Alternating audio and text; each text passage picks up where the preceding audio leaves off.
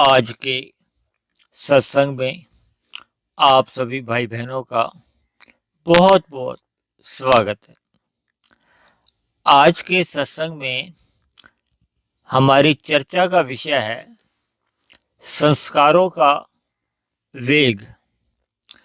देखिए, इससे पूर्व हमने कर्मों के रहस्य में पाप पुण्य यानी कर्मों के ऊपर काफी चर्चाएं की हैं। संस्कारों का भी जिक्र आया है, लेकिन संस्कारों पर अभी कोई विशेष चर्चाएं गहरे तल पर नहीं हो सकी। लेकिन अब ये कुछ दिन पहले भारत की अदालत में कुछ ऐसा केस आया जिस पर कुछ अभियुक्तों को फांसी की सजा दे दी गई,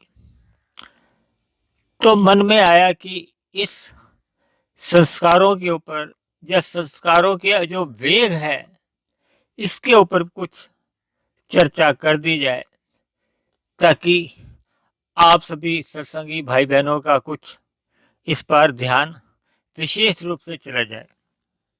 अक्सर हमने अपनी चर्चाओं में इस बात का जिक्र किया है कि 84 लाख प्रकार की प्रकृति में जोनियां बताई गई हैं, लेकिन मनुष्य जोनि ही एकमात्र ऐसी जोनि है जिसके द्वारा किए गए कर्म लिखे जाते हैं। मनुष्य से ऊपर की जितनी भी जोनि हैं उनके द्वारा किए गए कर्मों को ही क्रिया कहा जाता है। मनुष्य से ऊपर की सभी जोनियों के कर्म को क्रिया को वो परमात्मा की प्रेरणा से ही होते हैं। और मनुष्य से नीचे की जितनी भी जोनियां हैं भले ही अधोगति वाली हैं, तामसी हैं, लेकिन उन सभी जोनियों द्वारा जो भी क्रियाएं को कर्म को जो कुछ भी होता है वो प्रकृति की प्रेरणा से होता है। केवल मनुष्य द्वारा ही किए गए कर्मों का फल मिलता है। मनुष्य जोनि में भी, मनुष्य से ऊपर की जोनियों में भी और मनुष्य से नीचे की जोनियों में भी। यह दूसरे अर्थों में ये आप कह सकते हो कि हमारे तामसी कर्मों का फल नीचे की जोनियों में जब मनुष्य जोनि में मिलता है, और सात्विक कर्मों का फल ऊपर की जोनियों में मिलता है, और मनुष्य जोनि में तामसी, राजसी, सात्विक सभी कर्मों का फल मिलता है।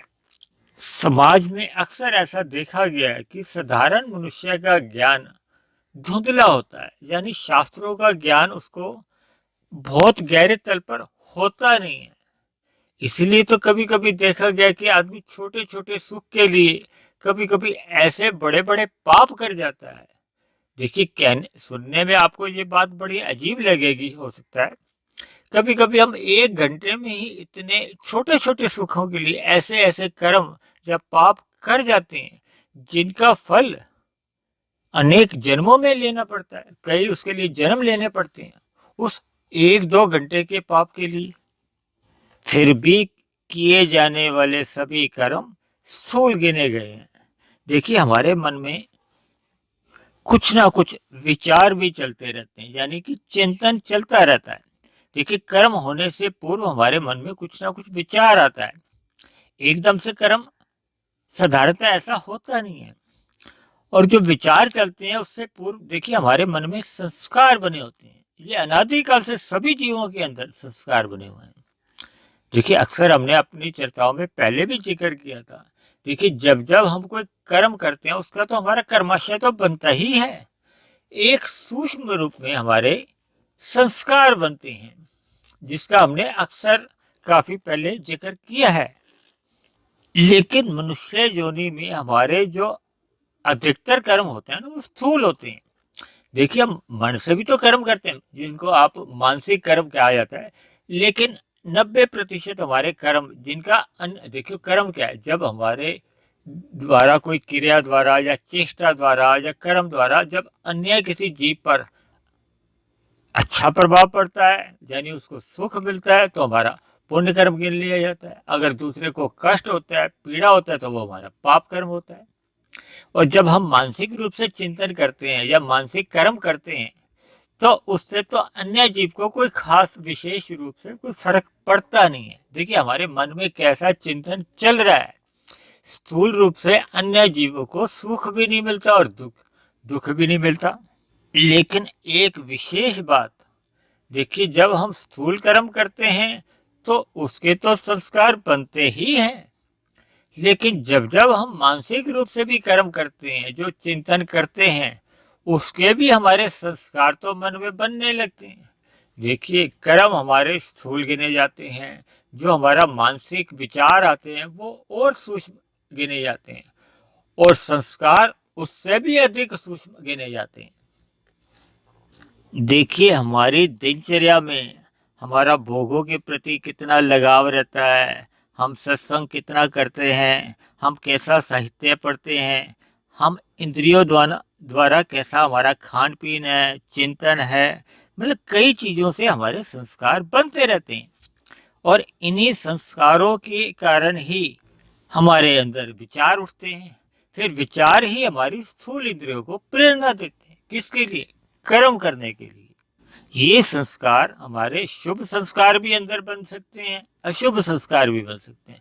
फिर जैसे जैसे संस्कार हमारे अंदर होते हैं ना, फिर वैसे ही हमारे अंदर से विचार उठते हैं, जिनको शास्त्रों में वृत्तियां कहा गया है। फिर वो विचार या वृत्तियां हमारे स्थूल इंद्रियों को प्रेरणा देती रहती हैं, और कभी कभी तो ये बाध्य कर देती है। जो आज हम चर्चा करने जा रहे हैं वो संस्कारों के वेग के ऊपर ही करने जा रहे हैं, यानी कि ऐसे संस्कार जो वेग उत्पन्न करते हैं। मैंने इन वेगों को एक 5 श्रेणियों में बांटा। देखिए, एक तो साधारण वेग है, जिससे आम कर्म होते ही रहते हैं। एक मध्यम वेग है, एक तीव्र वेग है, एक अति तीव्र वेग है, और एक तूफानी वेग है। यानी कि ये सभी वेग शुभ भी हो सकते हैं, अशुभ भी हो सकते हैं। देखिए, शुभ वेग हैं तब तो आपका जीवन सुधरता जाता है, यानी हम देखिए, शुभ संस्कार हमें परमात्मा की ओर ले जाते हैं, और अशुभ संस्कार कहाँ ले जाते हैं?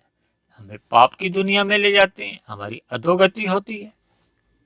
देखिए, जब हम सत्संग करते हैं तो हमारे अंदर के बने हुए शुभ संस्कारों को मजबूती और मिलती है, और अशुभ संस्कार जो बने होते हैं वो धीरे धीरे कमजोर होने लगते हैं। और जब हम कुसंग करते हैं जीवन में, तो हमारे जो अशुभ संस्कार बने होते हैं उनको और मजबूती मिलती है, उनको और अधिक बल मिलता है, और जो शुभ संस्कार बने होते हैं वो धीरे धीरे फिर कमजोर होने लगते हैं। देखिए, कलयुग में जो समाज में आम देखा जा रहा है, शुभ संस्कार तो साधारण है लोगों के, जब मध्यम ही है, जबकि आज अशुभ संस्कार लोगों के बहुत ही तीव्र या अति तीव्र या तूफानी वेग से आते हैं।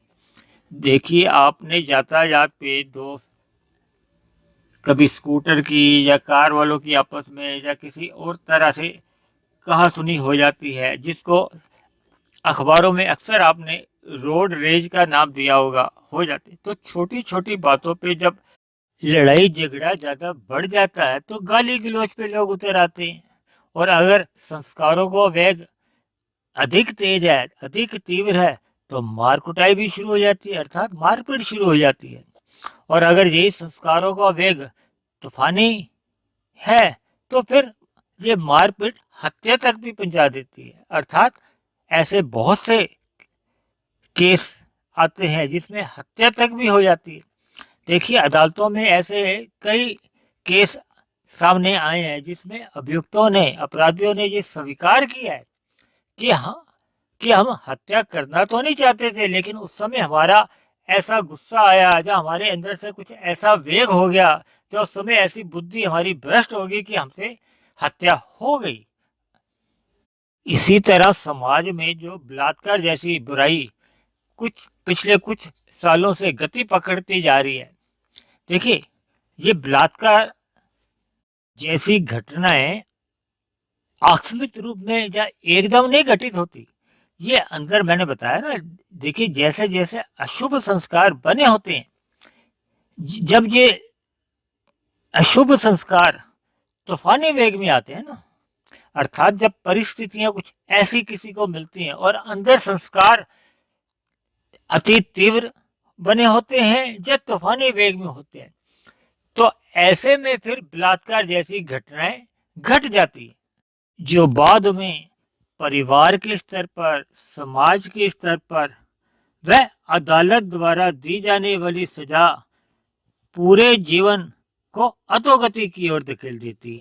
इसीलिए तो शास्त्रों में जोर देकर कहा गया है कि मनुष्य योनि में सत्संग करते रहना चाहिए, सत्संग करते रहना चाहिए, ताकि पहले से बने हुए जो अशुभ संस्कार हैं वो धीरे धीरे समाप्त हो जाएं और नए शुभ संस्कार बनते जाएं, ताकि जो हमारे अंदर जो अशुभ संस्कार जो साधारण, मध्यम या तीव्र या अति तीव्र या तूफानी वेग में जैसे भी बने हुए हैं वो धीरे धीरे क्षय होता जाए, उनका नाश होता जाए। और अक्सर ऐसा देखा गया है कि मनुष्य जब भोगों में अधिक लिप्त होता जाता है, अर्थात रजोगुनी भोगों में अधिक समय तक लिप्त रहने से हमारे अंदर धीरे धीरे बुरे संस्कार या अशुभ संस्कार बनने लगते हैं। फिर ये बने हुए अशुभ संस्कारों को अगर कुसंग रूपी भोजन मिलता रहता है तो यही अशुभ संस्कार फिर तीव्र गति में आते हैं, फिर अति तीव्र बन जाते हैं और एक दिन कब तूफानी वेग में आकर हमसे कोई बुरा काम करवा जाए तो फिर स्वयं इंसान को भी पता नहीं चलता। इसलिए मेरी आप सभी भाई बहनों से विनती है कि रजोगुण को संग आप मर्यादा में ही करें, ताकि तमोगुण के दूषित प्रभाव से आप सदा सदा के लिए बच जाएं। और सतोगुण जितना जितना आपका बढ़ता जाएगा, परमात्मा से प्रीति होती जाएगी और आपके अंदर पहले से बने हुए अशुभ संस्कार भी धीरे धीरे समाप्त होते जाएंगे और नए शुभ संस्कार भी धीरे धीरे बनते जाएंगे, जो मनुष्य जीवन की एक सार्थकता है, सफलता है, अर्थात हमारी आध्यात्मिक उन्नति होनी आरंभ हो जाएगी। तो आज के सत्संग को, आज की चर्चा को हम यही समाप्त करते हैं। आप किसी भाई बहन का कोई आध्यात्मिक प्रश्न हो या कोई बात समझ में नहीं आई हो तो आप दिए गए टेलीफोन नंबर्स पर बात कर सकते हैं। आप सभी भाई बहनों का बहुत बहुत धन्यवाद।